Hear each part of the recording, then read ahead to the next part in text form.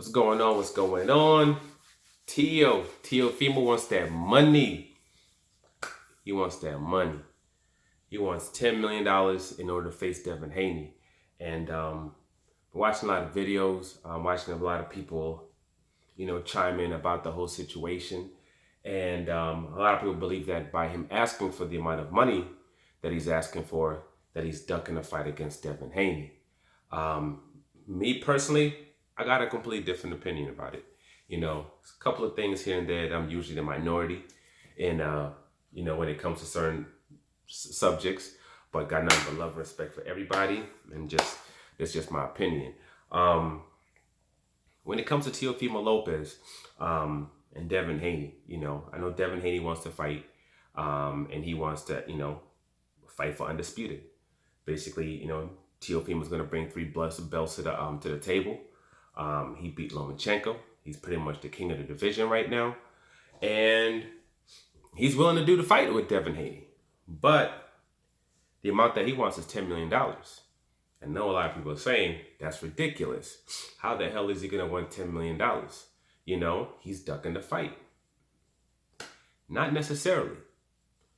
You got to kind of look at the fights that have been being put on DAZN. Even recently, Gennady Golovkin, they gave him $7 million for that trash we just saw a couple of days ago. $7 million. Mikey Garcia went over to DAZN to fight Jesse Vargas. Not a big fight whatsoever. They had issues filling the venue up, all that, okay? In Texas, in Dallas, they had issues filling up that venue. The same venue that Earl Spence filled up, sold out, fighting against Ocampo. They gave him $7 million. And word is Jesse Vargas got $2 to $3 million for that fight. So they basically invested $10 million into that particular fight. $10 million. So now you're talking about an undisputed championship fight with one of your young stars, your upcoming stars. What are you willing to invest in order to put that kid in the limelight, in order to put him front and center on top of the game? What are you willing to invest? When it came to Hooker, and he was doing a unification versus Ramirez, in order for Ramirez to come over there, they gave him $5 million. 5. When it came to Lomachenko coming over to DAZN, in a unification, they gave him $5 million. So you've shown you're willing to spend money. So why wouldn't you spend money when it comes to him? This is a guy who does have options.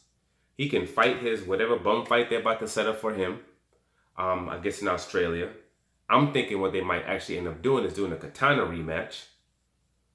That's I think is also a possibility. Then after that, they're looking at him going up. He already said that he's been promised the winner of Taylor versus Ramirez. He's been promised that. So he literally could jump up to 140 pounds and fight for undisputed first fight at 140 and become truly undisputed in one fight, catapulting himself to even a higher level. But that's going to be on national television. 2 to 3 million people are going to see that. If everything is cool and we're able to really bring people into the stands, they're going to do a good gate when it comes to that. And that's going to be a fight that solidifies him as a superstar. And then you'll lose your chance, because then what are you doing after that? Fighting after scattered belts? What are you going to do after that? You're not getting Ryan Garcia. If Ryan Garcia is either going to go fight Teo, who's been seen by 2+ million people whenever he fights, 1.5 million to 2 million people, or even though he's under the undercard of Terrence Crawford, then he did his own event and did like 2 million views, or Ryan's going to go over and fight Gervonta Tank Davis on pay-per-view and make a killing. He's not going to fight Devin Haney. So what are you willing to invest when it comes to Devin Haney? What are you willing to invest? That becomes a question.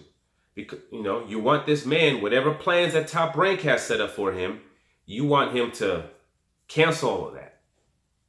You want him to cancel whatever plans that he has with Top Rank, whatever they're trying to do for the future. So if that's the case, you want to interrupt it. He's saying, this is my number.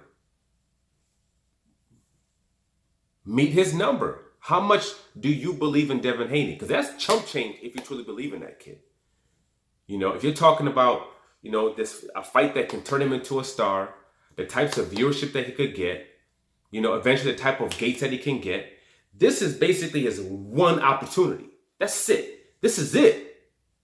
This is his one opportunity for him to become what you want him to become. Him fighting lower tier fighters and then screaming out, oh, these guys don't want to fight me. They don't want to fight me. That's not going to do anything. It's not going to progress him and catapult him in any way, especially due to the fact that he's fighting on a closed platform, on a network, on an app that nobody watches in the United States. He's not going to progress. This is it. What are you willing to what's going to spend? What are you willing to invest? Earl Spence was fighting, prospect fighting, right? Moving up, trying to make a name for himself. 4 years ago, in the middle of the freaking Olympics, we all know what the costs are for those time slots in the Olympics. Al Heyman, PBC put up God knows what, anywhere from 10 to 20 million. Those slots are not cheap. Right after the Olympics, they had him fighting. Right after the Olympics, where he gets a spectacular knockout in front of 6 million people who are consistently watching that fight. 6 million. They put up anywhere from $10 to $20 million for that slot. Because they believed in that boy and they believed in what he could become. When it came to Deontay Wilder, before he was doing pay-per-views, before he even reached the heights that he reached, when Anthony Joshua was screaming out, if they think the fight is worth $50 million, then pull up the $50 million and I'll fight. When he was saying that, PBC, Al Heyman believed in Deontay Wilder. They got the money and put it up. Not only will we guarantee you $50 million, we'll guarantee you $50 million for the first fight, and we'll guarantee you $30 for the next fight. $80 million. And you're getting 50-50. What's the goal? After we make in the back end. Because they believed in that man. They were willing to invest in him. Invest in that fight. So the thing becomes, what's Eddie Hearn, what's DAZN willing to invest when it comes to the one fighter they have that could become a star in the United States?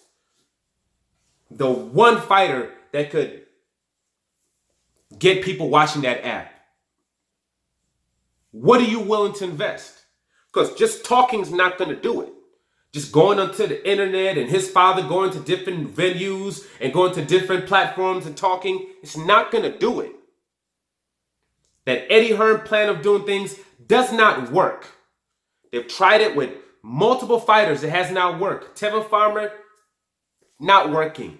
Demetrius Andres, it's not working. It's not working. It's not working for them in general when it comes to the United States.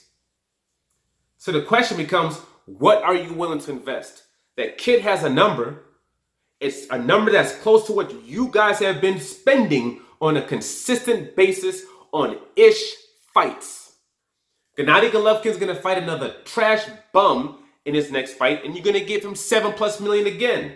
Most people didn't even know his fight was coming on Friday. Most people didn't even know. No one gave two-ish. And you paid that man $7 million.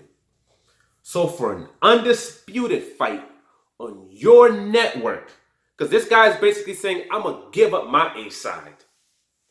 I'm going to give up my A side and I'm going to let you be the A side. And I'm going to willing to come to your network and do things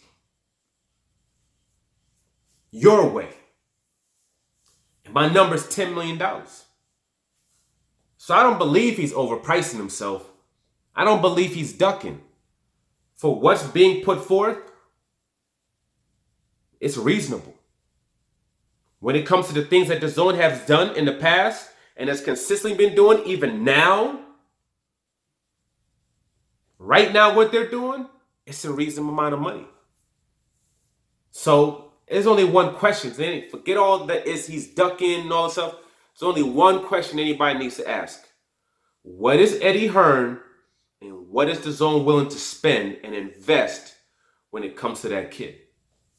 And if you're not willing to invest anything into him, shut the F up. Keep it moving. If you believe in that kid, though, put that money up. He becomes undisputed, it'll be the best $10 million the zone ever spent. Be a whole lot better than all that money they spent on Canelo.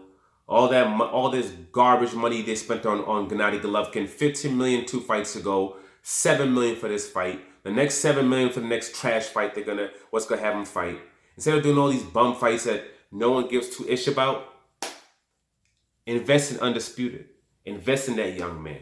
If he's able to win, he's the one person that can catapult y'all to the heights that y'all want to get to. But like they say, you want to play, you got to pay. Like, subscribe, share. I'm out. Pay that man.